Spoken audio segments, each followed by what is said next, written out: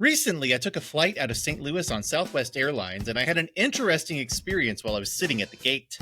The agent who checks boarding passes was wandering around examining people's carry-on bags and told someone sitting behind me that their bag was too big for the bins and they had to check it at the gate. Excuse me, it's not, said the passenger. I fly Southwest all the time and this fits just fine. Well, it won't fit on this plane, said the agent. The overhead bins are smaller. Yeah, but I flew on this route earlier this week. It's still the same plane, isn't it? Asked the passenger. The gate agent pulled out a tape measure and wrapped it around the bag. It's too big, he insisted. Can I see that? How big is too big? Asked the passenger, because I know it'll fit. I guess this was a sound argument because the gate agent sighed, gave up, and walked away. Well, that's really strange. I thought I've never seen anything like that before. I snuck a closer peek at the bag in question. It was just a normal roller bag, about the same size as mine. I couldn't see the problem with it. Yeah, they're trying to get people to gate check their bags now because nobody's paying to check bags anymore, the annoyed passenger was telling someone else. They're hassling people, so they'll just check bags at the terminal next time. You just listen. You'll see. I've heard this guy before. He's going to start threatening everyone in a minute. Sure enough, the gate agent approached the microphone moments later and announced that on our very full flight, only 57 bags had been checked and they needed to check more carry-ons to balance out the plane. He said he needed 10 bags checked or we wouldn't leave on time. And when no one moved to check their bag, he began threatening us all every few minutes with a late departure. He also warned us he might force everyone in the C boarding group to gate check their bag automatically. I'd never heard anything like this before. And what's more, when I was on my way home a couple of days later, it happened again, this time on a full flight departing from Austin, Texas. At both airports, the gate agents got increasingly desperate as the time for departure neared. And I found out later it's because they're being forced to do this by a new algorithm requiring them to gate check bags before flights for reasons no one really seems to understand. It's just one of the many ways Southwest Airlines has been tarnishing its brand recently, and it's become incredibly sad to watch what was once one of the most beloved airlines in North America turn into this. So let's take a quick look at how Southwest Airlines arrived at this pitiful state and what they can do to turn things around. I'm Sean in St. Louis, and this is the Marketing Gateway.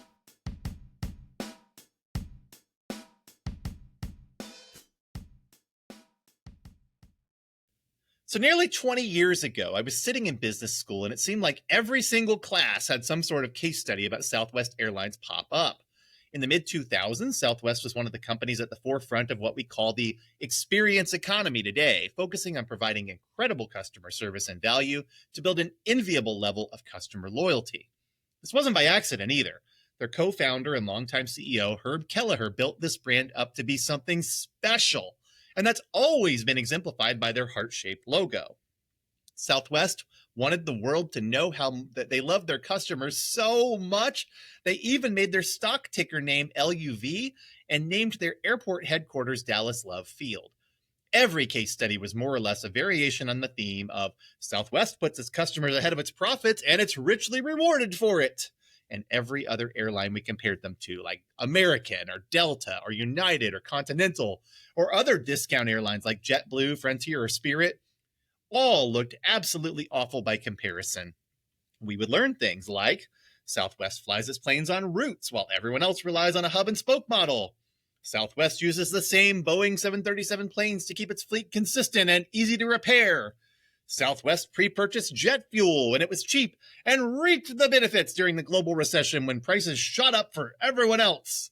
Southwest requires customers to book directly through them using an omnichannel strategy instead of a network of travel agents and middlemen who add to the cost and complexity of booking a ticket. And these sorts of strategic decisions allowed them to do great things like offer transparent fares or have 2 free checked bags or open seating plans or at one point even free alcoholic beverages. Even better, they tended to be lower in price than the other major airlines and way easier to deal with if you needed to rebook a flight or make a tight connection. Their customer service during the 2000s and 2010s was legendary stuff. And even last month, I heard a speaker at a conference telling a story about how great Southwest Airlines was to her during a time of need. But then this problem happened in 2022, and I'm sure you remember hearing about it. The press dubbed it the holiday meltdown. Southwest's old and outdated scheduling system failed during holiday travel, and the result was 17,000 flights getting canceled and around 2 million people getting stranded in airports around the country. Besides the bad PR caused by this mishap, Southwest lost over $1.1 billion and got fined another $140 million by the U.S. Department of Transportation. And to make things worse, they also had to start grounding planes that were in bad shape because their over-reliance on the aging Boeing 737 line meant there was a limited pool of technicians and parts to fix them. Southwest also had a major data outage in 2024 that delayed 1,400 flights and caused 200 more to get canceled. Now you have to remember, Southwest is a publicly traded company, still under that ticker name LUV. After the holiday meltdown, an investment activist hedge fund called Elliott Investment Management bought up over 10% of Southwest shares. Elliott put a lot of pressure on Southwest to change its leadership and its practices. Longtime executives started exiting the airline, and the current CEO, Bob Jordan, no relation, survived an attempted ouster, but now he seems to be hamstrung by the new board that Elliott put in place. And Elliott has demanded profitability by looking at areas where Southwest could charge more beyond the fares themselves. Unfortunately, this means trying to turn Southwest into every other airline. It's resulting in things like charging for checked bags, introducing a basic economy tier of service, making flight credit vouchers expire within a year, getting rid of open seating, adding in extra legroom rows for an added cost, and making the Rapid Rewards program less useful, so it's harder to redeem points for travel. In other words, all of the things passengers hate about other airlines, they now also hate about Southwest. And it gets worse because earlier this year, Southwest conducted a mass layoff with 15% of its workforce, something they've managed to avoid for 53 years. You can tell the remaining staff are absolutely demoralized by these changes. The flight crews are all on edge, and all of the fun and lighthearted behavior you used to see on Southwest flights is a rare sight now.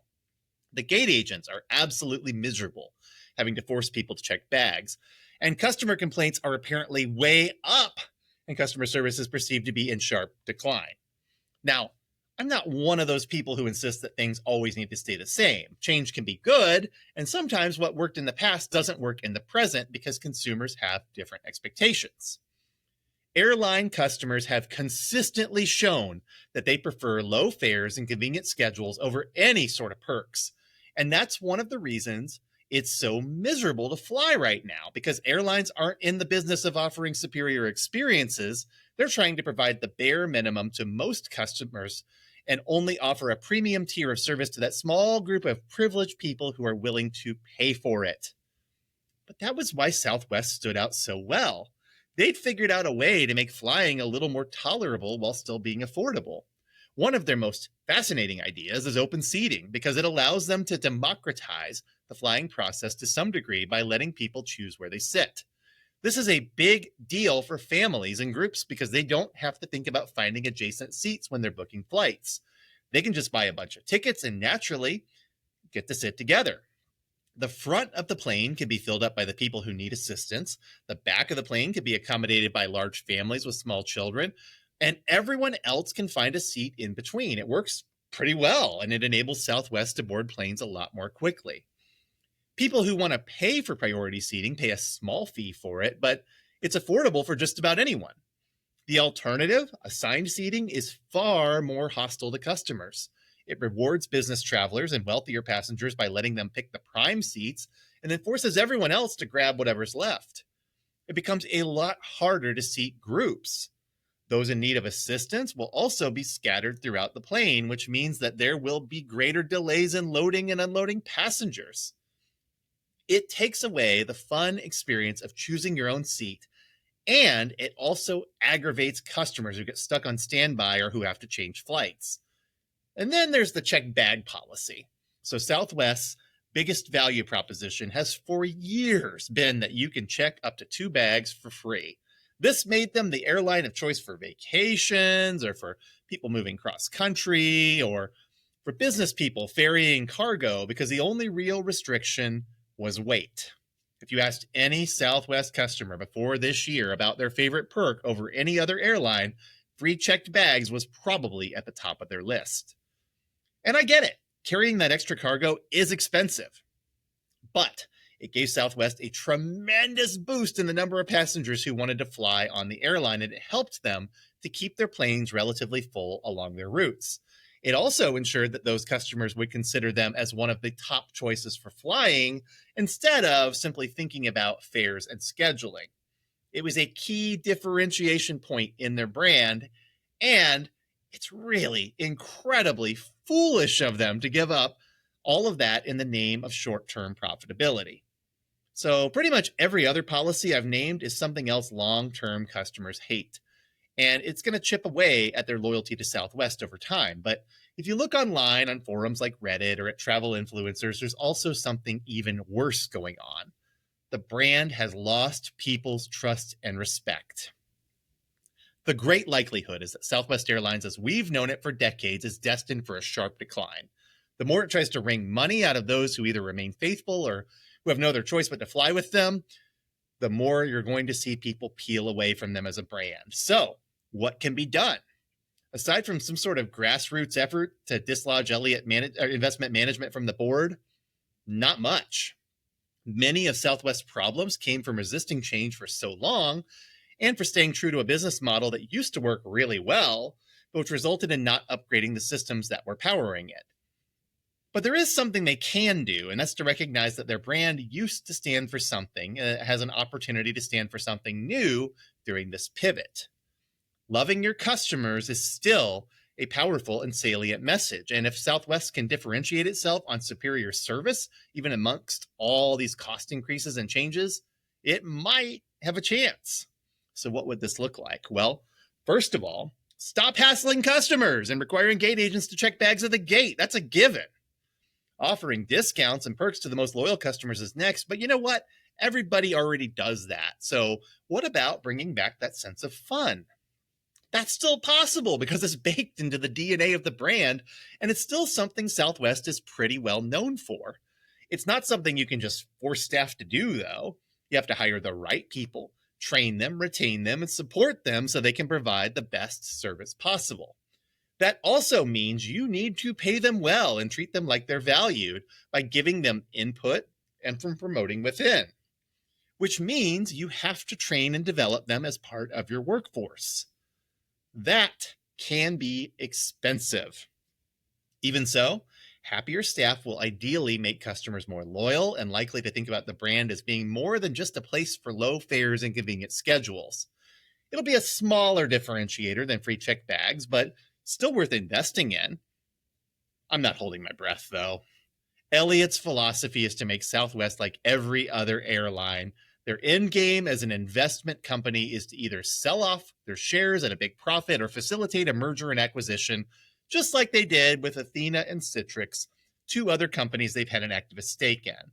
Oh, and did I mention Elliott has a long history of doing just that? Bloomberg magazine once called them Wall Street's most feared hedge fund. If their past behavior has shown us anything, it's that 20 years from now, when business school students are studying Southwest Airlines as a case study, it's not going to be because they're one of the most admired companies in the business world. They're going to be one of the cautionary tales. And it's up to those of us who did learn about how great Southwest was when we were in business school to make sure we don't make the same mistakes that they have in tarnishing their brand. I'm Sean in St. Louis, and thanks for listening to the Marketing Gateway. See you next time. Today's plug is for positivity, so here's what I'm going to ask you to do. Find one person today who isn't smiling and say something uplifting to them, like, "You're doing a good job," or "It's nice to see you," or "Thanks for everything you do." That's it. You don't need to say anything more or explain yourself. Don't be creepy, of course, be sincere, but just smile and let the compliment do its work. You might be surprised how much of an impact it has on that person. And then try again tomorrow with someone else, and the day after that, and the day after that, until it becomes a habit. You might be surprised how much of an impact it has on you.